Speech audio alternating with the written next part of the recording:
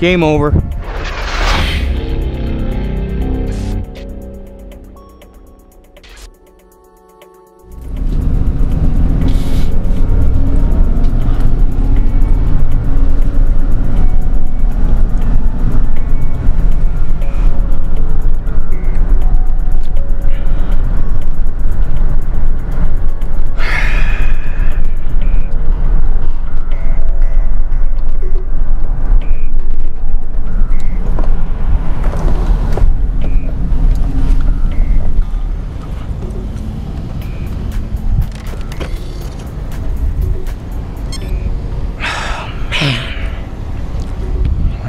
With it.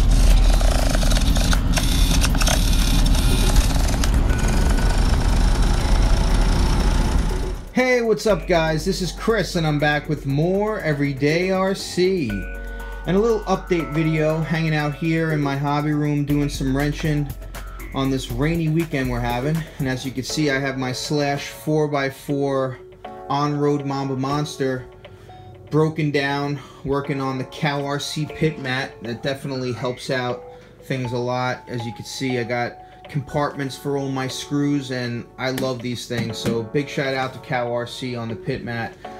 But yeah, you're looking at my Slash 4x4 torn down. I've had a lot of crashes, unfortunately, and you saw a few of my runs at the beginning of this video and I had a lot of crashes. And unfortunately, one of my bodies is destroyed. The original body here, completely cracked up.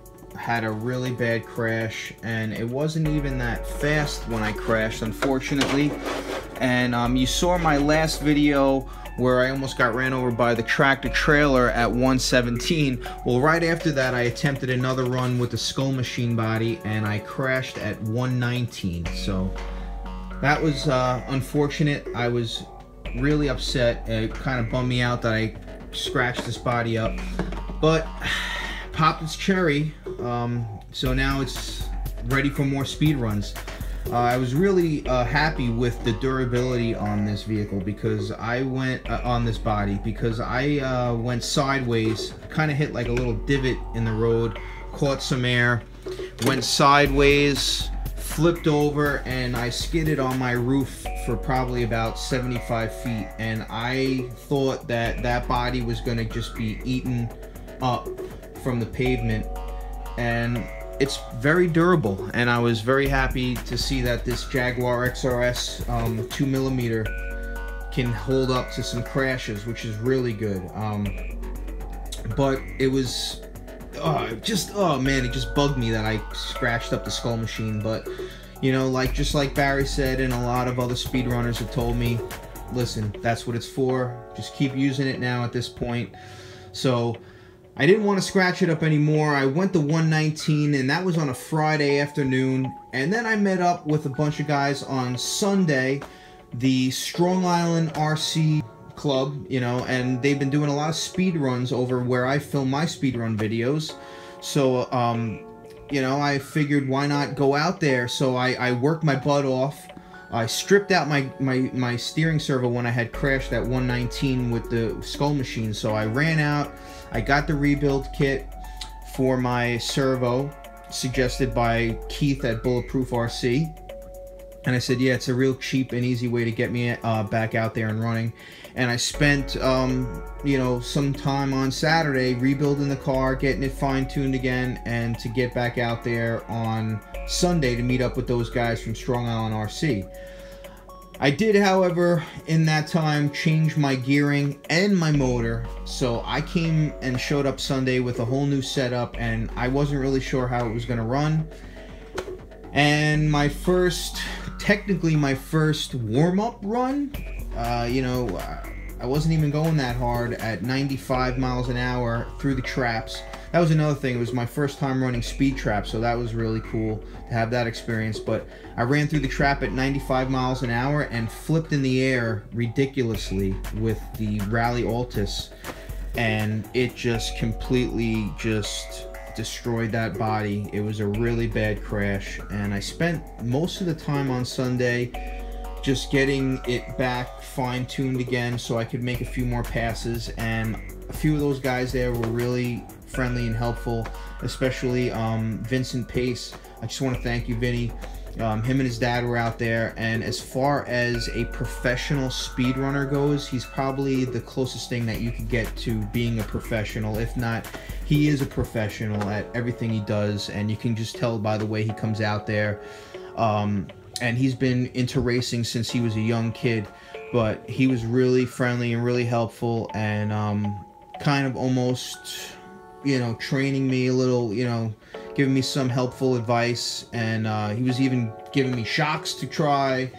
He put me to work, man. I was trying different shocks, I was trying different motors, I was trying different gearing, you know, and he's just basically teaching me the ropes of speed running, you know. And I really appreciate it, because up until now I haven't gotten any advice from anybody. And if you're gonna get into speed running, I suggest you do the same thing, because you need to learn how to test and tune your vehicle, you know. And instead of going out there and asking people, you know, for, you know, what should I do, what should I run, what gearing, what this, I'm telling you right now, it's different for everybody. You can take two guys with the same motor and same gearing, same battery, same everything, and let them both set up the vehicles themselves, and you're gonna have different results. So no one can really know the best way to set up the vehicle except for yourself.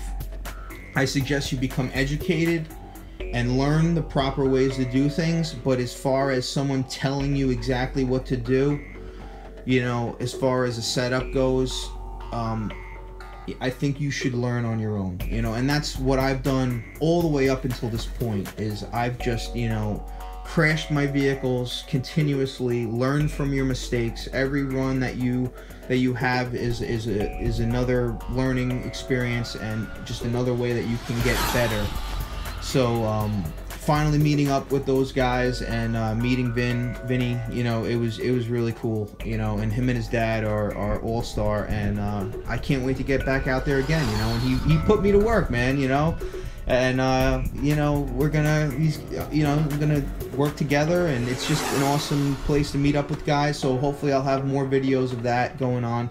But as of right now, I got to get back to you know, wrenching on this thing and getting it set up properly. And I really want to up my game when it comes to the speedrun thing. So with that, you know, like anything comes money. You need the money to fund it. Obviously, I'm going to be looking into getting another body, because who knows how long the Skull Machine is going to hold up. Hopefully it holds up forever, but, you know, it's always good to have another body. I'm going to stick with one platform for right now. I don't want to overwhelm myself. That's another thing that people get kind of caught up in, is running multiple vehicles. For me, I think it's best to stick with one platform for the day. Bring extras, because you never know what's going to happen, but run one vehicle for the day so you can really focus on the setup, focus on the best numbers that you can get, and you'll probably see your best results, you know. And that's basically what I've been doing, is just learning and testing and tuning and finding out what works great. And I already have tons of ideas in my mind that I want to, you know, make come true. But with that, like I said, comes the funding of the project. So, you know, I have to regroup myself, and you know, obviously I'm gonna have to get a new body. There are some things I want to change on here, so I'm gonna have to buy some things. My rear GPS took a big hit when I flipped at 95. That's when I cracked up that Rally Altus body. It does work, it just has no more sound, but it works. You know, I'll have to do a couple more runs, make sure that it's accurate, but I did some more running that day. Like I said, Vinny put me to work, and I just kept on trying different things. You know, nothing record-breaking, no personal bests were broken that day, but a lot of learning was done that day, and that's what it's all about, you know? So I'm going back to basics. I gotta redo my ride height, redoing my shocks, you know, trying to get everything set up as best as I can for my next run. And that's about it. I don't want to make this update video too long for you guys. Just want to let you know and fill you in on everything that's been going on in my RC world. Don't worry, I haven't gone anywhere. I'm just doing a lot of wrenching, trying to regroup myself. And one last thing I want to mention for those of you that have made it to the end of this video, maybe I should put up a video all on its own, but I'll throw it out there for those of you that are actually listening. I'm thinking about selling some vehicles. Never in my life have I ever thought about this, but as of right now, there's a bunch of stuff that just does not get any run time, and it's sitting on the shelf. And you know, I always consider myself more of a collector, and I was always hoping that I would always keep every single one of my RCs forever as a memory, you know, as a collector, as you know, to know that I have acquired these vehicles, and you know, the time and energy that I've put into building them. I always wanted to keep them, but lately, honestly guys, like I said, it requires a ton of money, and it's just money sitting on the shelf at this point. And if someone else out there can enjoy it way more than I can right now, since they're sitting on the shelf, I would like to be able to give them the opportunity to purchase it from me. So there are a few vehicles that I have in mind that I might possibly be selling. If you're on eBay, I have an account set up on eBay. It's Everyday RC,